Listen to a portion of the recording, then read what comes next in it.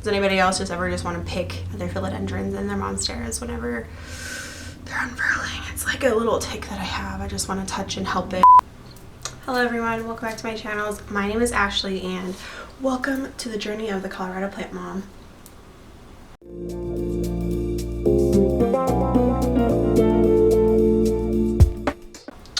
So today we are going to go over my philodendron collection.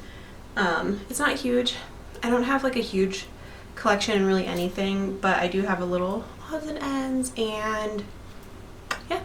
So the very first philodendron I ever had was a, ooh, my ring light's freaking out. The very first philodendron I ever had was a piece of my mom's Philodendron Brazil that I got her for Mother's Day in 2019, and I had like part of this branch, and it was about this long. So it wasn't very long, and I rooted it. It just like fell off the plant when I got it. So I rooted it in water, and it grew and it grew and grew and grew. And there was another little part too that I snagged from her. It's here in the back, but I rooted that one up as well. And that one grew and grew.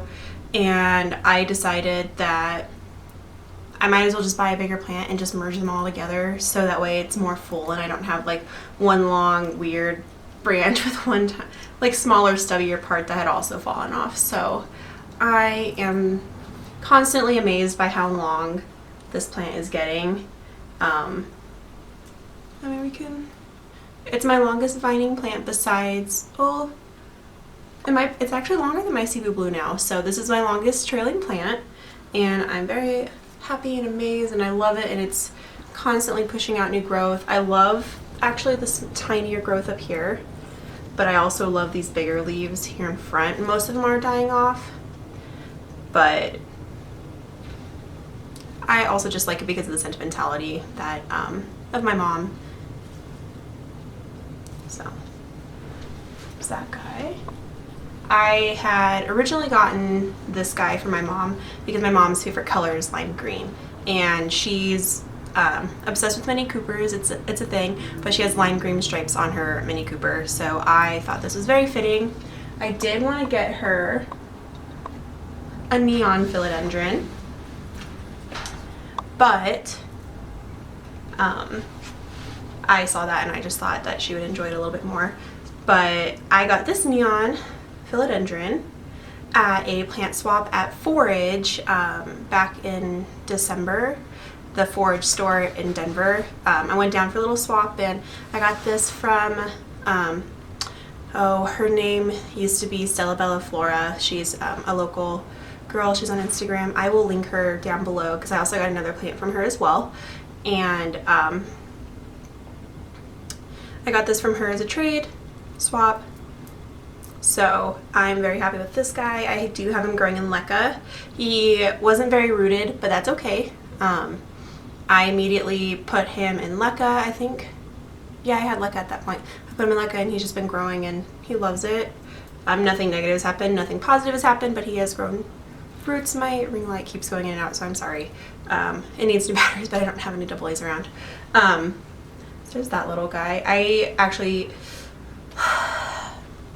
wasn't super into the neon green when I was first getting into plants, and that's why I also don't have a neon pothos, but for some reason it's the philodendron. I just like I like philodendrons more. I like their growth patterns a little bit more. I do enjoy the more heart leaf shapes, and there aren't as many varieties as in pothos as there are in philodendron, so I think with the creativity that you can get with all the different types of philodendron, I think it's amazing. So I guess we can just keep going with the plant swap. Here I have this guy. He is a Philodendron Red Emerald cutting, and he is absolutely taking off. You can see those roots. He's loving it. I do have most of these plants. Correction, take that back. I don't have most of these plants in my greenhouse. I have 1, 2, 3, 4, 5, 6. I have 6 of these plants in my greenhouse, which means that 1, 2, 3, 4, oh. I guess that is majority, right? 6 out of 10. So I do have majority of my philodendron in my greenhouse, and I noticed once I gave this guy the Red Emerald, once I actually started doing the process with like the Super Thrive and doing like the whole hydroponic nutrients, that's when he really started to like thrive, because he was just in water for a little bit there and nothing was really happening. I also just noticed that this is starting to split, so I really hope a leaf is coming soon. I just noticed all of the roots that were growing in here just a little bit ago, but can you also see that root crown? It's crazy. So for philodendron that I have a duplicate of, that would be Philodendron Micinensis. I couldn't help myself after I had found a duo at Nick's in Denver. I couldn't help myself when I went to Green Lady Gardens, and I found another one for a much cheaper price. I also found some for very cheap at Southwest Gardens, so if you go to Southwest Gardens, that's the place to go for Denver for Micinensis. I think they were only like $4 compared to the $10 each that I paid at Nick's. So take that as you will, do what you want with it. Here is my Philodendron Micinensis from Nick's. He is going, he's doing things. He's finally started to trail, which is cool, which only happened once he was put into my greenhouse.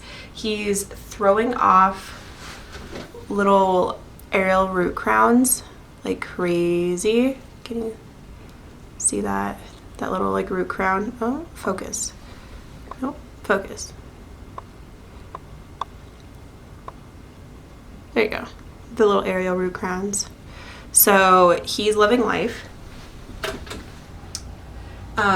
I want to stake him up like I casually did on the smaller one that I found at Green Lady Gardens. So here's my smaller Micinensis.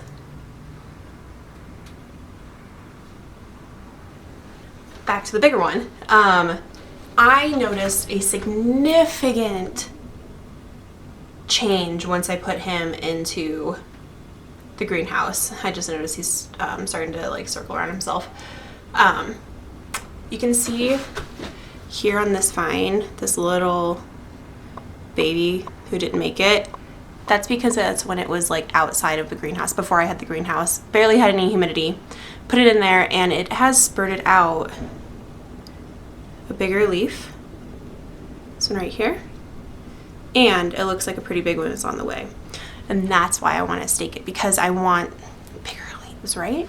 Along that same vein, I have a small little just normal heartleaf philodendron. It's super tiny. I got it at Lowe's or Home Depot, one of those, $4.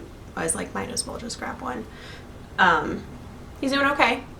He's living, he's surviving. I should probably also stake this one up because I would also like bigger leaves. His leaves are rather small, so I'd like to see some improvement. Maybe I should put him in the greenhouse. Maybe I'll do that when I'm done here. So maybe that would make a big improvement. The only downside right now is that my little tiny diffuser that I'm passing as a humidifier finally broke. And so I literally just have it sitting in there with water in it. And it's actually staying at like 75% humidity. So I'm okay with that. I don't have anything that actually really needs humidity. I'm just doing it for growth and extra storage. So continuing on, I have my upright philodendrons. Besides the Philodendron Red Emerald, I just wanted to get into the swampy part. So my first upright philodendron I ever got was the little tiny guy who's very parched because my greenhouse has been out of commission.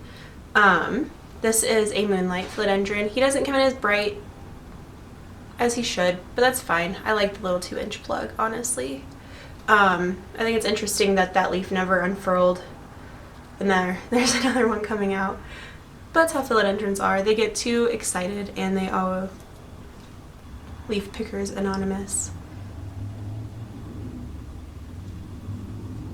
And I know that other people out there do too, because Not Dude has mentioned it before, and I actually commented on one of his photos one time. I was like, hashtag leaf pickers anonymous, and he actually liked it, so I guess I'm cool.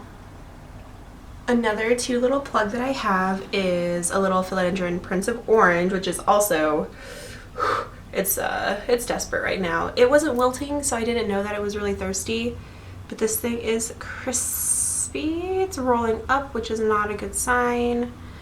I watered him right before I brought him out, so I'm hoping that he'll do okay. This leaf was looking really nice and yellow, but now I'm worried. That's okay though. I'll only pay like $3 for these little plugs, but I like watching the growth process of plants. Just wanted to see him grow up into a big Prince of Orange, not just a little tiny baby. Next in the upright journey was this black cardinal, or what was labeled as a black cardinal. I believe through all of my research that's what it is. Or research, I should just say, an anthology of philodendron someone put online, and I was like, oh yeah, that looks like mine. Yeah, sure. The leaves do get dark, so I do believe that's why it has the name Black Cardinal. I do really enjoy it. You can see there's a big mama leaf trying to push its way out right there. I may or may not have pulled it out a little bit earlier.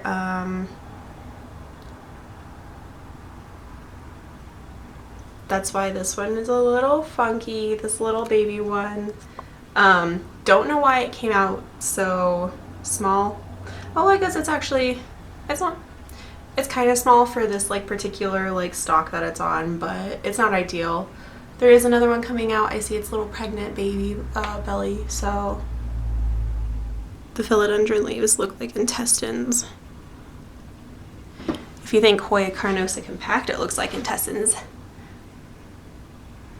I think upright philodendrons look like intestines. The most recent philodendron that I got is Philodendron Black, or Philodendron Macaulay's Finale. And I don't know what's going on with these bottom leaves. I think it might have had some sort of bacterial disease, but the upper leaves up here are fine. I've already cut off another leaf that definitely just like completely died off. And these two are not far behind. Or that's just the way that this particular plant processes death. And it probably had a shock because it was a little bit chilly when I brought him home. But regardless, I was just struck by the long leaves compared to the Black Cardinal. I know that this is a little bit younger, but I think these have like a much more angular teardrop shape than the Macaulay's Finale.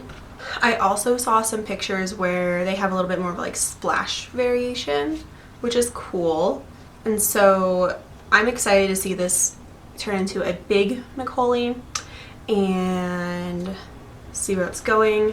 A little growth point. This leaf just came out. It finally unfurled yesterday. Also may have helped this one unfurl too. But I was just excited to see it because it was still curled up when I brought it home, and it was so slow. But it was like, I could tell it was just there, and all you had to do was like just, that's all I did. I just went, and it opened. So, and then that little new growth point was in there. I'm excited to see this one grow. I will probably go and cut these off, and yeah. I got this one from Southwest Gardens, and that's why I know that they had the Philodendron Micans. If I had enough money, I would have gotten probably another Philodendron Micans as well, just because of the good like price for it. So, yeah. Thank you for coming to my Philodendron TED Talk. Thank you for watching my video. If you feel so inclined, I would love for you to like, comment, and subscribe. Comment your philodendrons. What's your philodendron? Do I have a philodendron that you wish that you had? Because I think the Black Cardinal, Macaulay's Finale, and the Philodendron Emerald are the more uncommon, I guess. And then the Micans I know are so high demand, and I know that's a lot of people's favorite as well. So let's chat, let's talk, and I hope you have a great day. And I will see you later.